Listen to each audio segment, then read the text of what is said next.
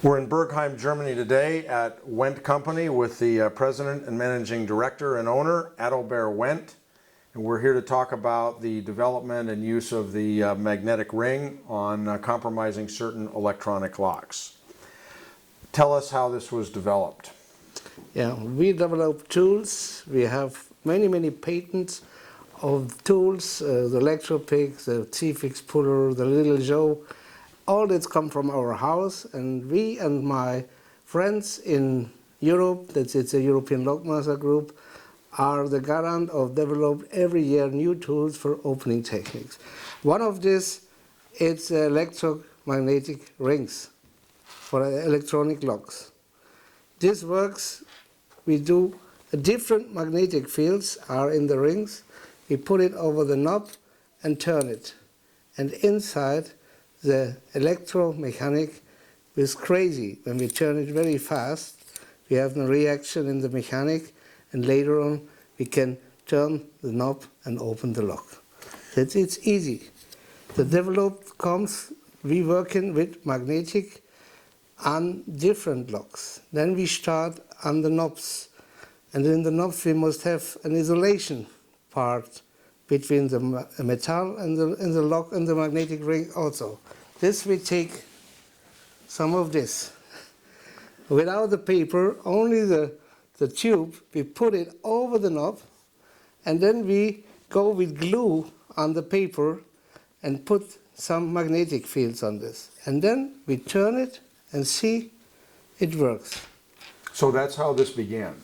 And that was the beginning of this kind of locks opening. So you glued magnets to the cardboard. Yeah.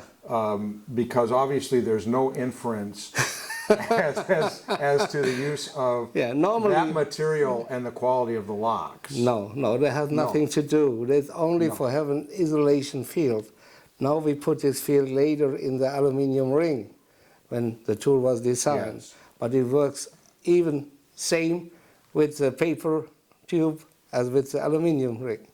Yes, just like we opened the tubular locks with the cardboard.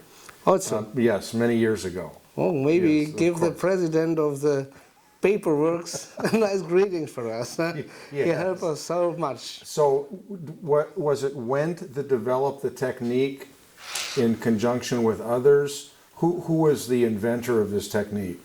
Of this technique? Yes. It's a friend of mine, it's Jose Luis Vicuña from Spain. They give us the idea of this. And go ahead. We all working together, and when somebody working in a field of opening tools, then we talk together and we sit together like the King Arthur's table round.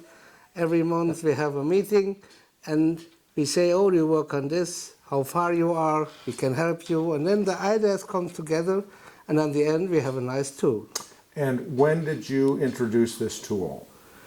This tool we introduced maybe 1 year ago. In 2008? In 2008, yeah, we have introduced, and then we have not a reaction of the company that produced the lock, and then somebody put it in the YouTube, and then come the first reaction back. And how many locks have you run tests against for the use of this tool? Only 4. Before we use this tool on this lock, we have tested at 4 or 5 different locks, out of 4 different systems. We work on a lot of electronic locks. First we start with frozen, with magnetic. We have a system, we go on a lock before we found a tool. And the magnetic technique is one of the important things on the electronic locks. Oh, very important. Yeah. Now, it needs to be clarified, there's 4 magnets in that ring. Yeah. And they're opposing fields, each magnet. Mm-hmm. So when you spin that either clockwise or counterclockwise, what you're actually doing is magnetically affecting the components with the locking or unlocking components in the lock.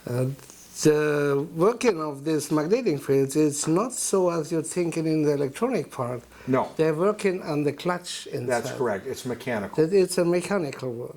Yes, because there was some misunderstanding when the tool was first introduced, that it actually created either eddy currents or affected the electronics. It does not. It affects the mechanical operation of the lock and the gearing mechanism and clutch so that it actually releases or locks. And the interesting thing about this bypass tool is you can unlock the lock or you can lock the lock depending on the rotation. Depending on the rotation of the ring, you can give him the direction, how direction work later, the opening side of the locks. That is correct that we're working only on the mechanic lock, but it's a bypass tool. We're not working on the electronic. We need not encode, nothing. We're working only on this piece that's electronic go in the mechanic. The other problem is that it bypasses any audit trails on these electronic locks. So that if the lock is opened, it's purely mechanical. So the audit trail does not record an event that the lock was opened or locked. No, we have not a signal that goes in the electronic That's part, correct. and you cannot have later a data sheet or something No. like that, and you see No audit nothing, trail. nobody was there. Huh? No, which is a real problem. That is a real problem. The access control no works. It does not work. Yeah. What's been the reaction from the lock manufacturers? When you, when you first showed it to them, what was the reaction? We working with a lot of lock manufacturers that come to us, they accept us and they ask us, we can help them to find a solution for this problem. But a lot of lock factories also say that not works, you lie. It's not a problem. That is not a problem. And we're working on this problem. Half a year later, we take a new lock, it works even the same.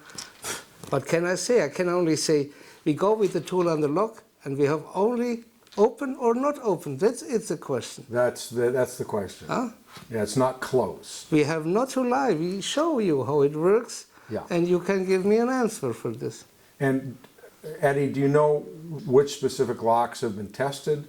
Or do you recall, other than the original lock that was bypassed with that tool, have you worked with any other major manufacturers? Yeah, we're working with a lot of manufacturers like Queso or EFA or companies that produce locks sometimes come to us like Siemens Voss. Right. From the Siemens Voss lock, we're working from the first generation of this lock to the last.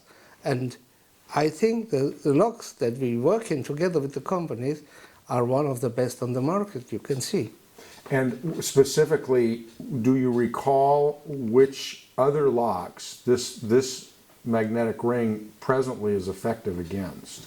Yeah, there will be possible that a lot of locks have the same reaction, but we're testing not everything for this. Huh? We bring the information on the market and the people accept the tools for this company, for this factory, and this factory produce this lock not only for one company, they produce the same lock for a lot of factories, they only put the name on them. Yes, that's a real problem. Yeah. Because it's common technology in the industry. Yeah. And so everybody that they supply to has got the same vulnerability. Now, the original lock that you developed this for, they fixed the problem. Yeah. How many others are you aware of that have fixed the problem? We have by 5, 6 different locks, but all they come from the same factories. The factory was Ullmann Sacher, but they make it for a lot of companies. They only put the name on it, or they have a different knob. You think Right. it's another lock, but inside the technique is the same. But this ring works on every lock. So has Ullmann Sacher fixed it for everybody or just for themselves? No, for everybody they fix the locks. Yeah, for Heffele and all the names of the lock. The Dorma, it's the same as comes out from the Ullmann Sacher factory.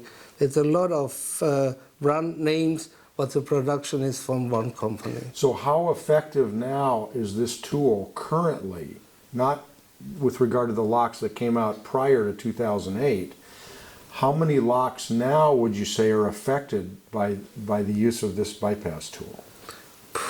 I cannot say exactly. We have to check it, or the owner of the tool have to check itself on the lock that they have. Now we work in another system. We are 1 or 2 years later, and we working at the moment on more terrible things as this is. This is a toy for me. Well, terrible or good depending on your perspective. It's the side from you see. That's it's important. For me, I like it when the lock is open, but the factory from the lock, they don't like it. No, of course not. And the final question, when you have your monthly planning meetings, Yeah, we have it mostly on the second Friday in every month. We have the meeting here, and the most people that can come in, they come. who's King Arthur? Every meeting, somebody, it's some another guy is the King Arthur. It's even we have the most money in the pocket. Thank you. Thank you.